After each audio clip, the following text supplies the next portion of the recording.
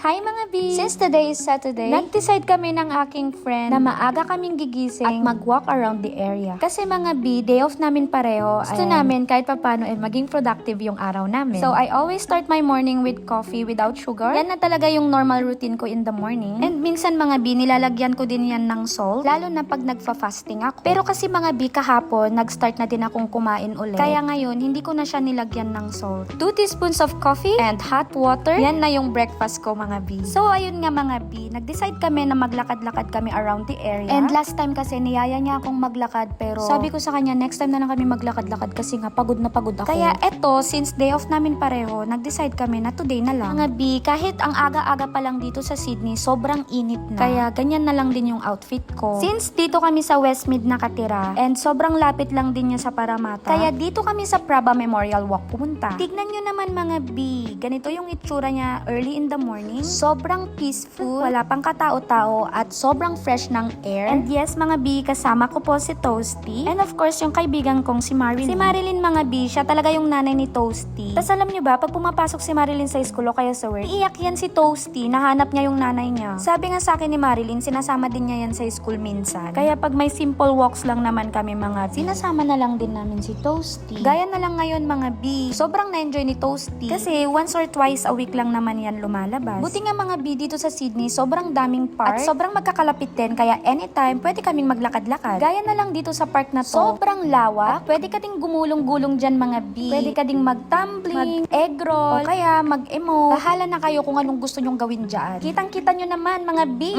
nagme-meditate ako dyan, kunwari, ganun. Feel the nature, feel the vibe, the fresh air, everything, feel na feel, ganun. Siguro mga B, pag mag-isa ko lang nag-walk ngayon, nagiging emotional na naman ako mga B. Kasi naman, living abroad is not easy. Akala kasi siguro ng iba, na kapag nasa abroad ka, sobrang saya ng buhay. Hindi nila naiintindihan yung hirap at sakripisyong ginagawa mo every single day. Minsan, napapaisip na lang ako kung tama ba yung mga desisyon ko sa buhay. Pero so far, so good naman sa akin mga B. Iniisip ko na lang, hindi naman ako ipupunta dito ni Lord na hindi ko kakayanin. Sa Kanya talaga ako kumukuha ng strength ko mga B. Alam nyo ba yung feeling na parang pagpa-give up ka na, tapos feeling mo wala ka ng matakbuhan? Minsan ganun yung nafe-feel ko mga B. Pero isang prayer lang, gumagaan na yung feeling ko. So ayun mga B, andito pa rin ako at tuloy pa rin sa laban ng buhay. Minsan nga mga B, yung motivation ko na lang sa sarili ko, ayoko munang mag-settle sa Pinas kasi mga B, kino-compare ko yung dati kong sahod sa sahod ko ngayon. And ayun nga mga B, pang survival yung sahod ko dati sa Pinas. Pero dito sa Australia, I am so lucky na nabibili ko na yung mga needs ko. Kasi mga B, hindi naman ako masyadong maluho sa sarili ko. And I see to it na in case of emergency, may huhugutin pa rin naman ako. Anyway mga B, since merong basketball court dito sa pinuntahan namin, at 2022 pa yung huling laro ko ng basketball, sabi ko kay Marilyn na bibili kami ng bola. And next time na bibisita ulit kami dito, ay pwede na kaming maglaro. Kasi mga B, nakakamiss din mag-basketball. Yung ako mismo yung naglalaro. Baka mag-comment na naman yung mga kaibigan ko. Mga B,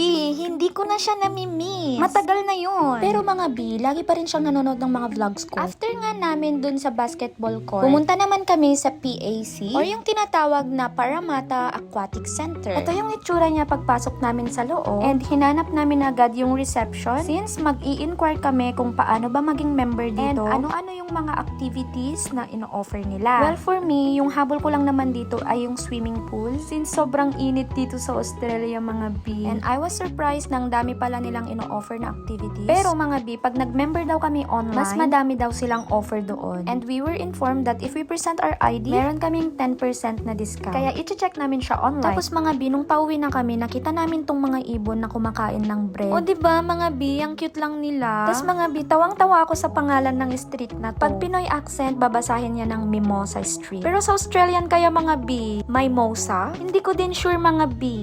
Anyway, dito na mag-end yung video ko for today. Thank you guys for watching. And sana po nag-enjoy kayo sa video na to. Bye! Follow for more!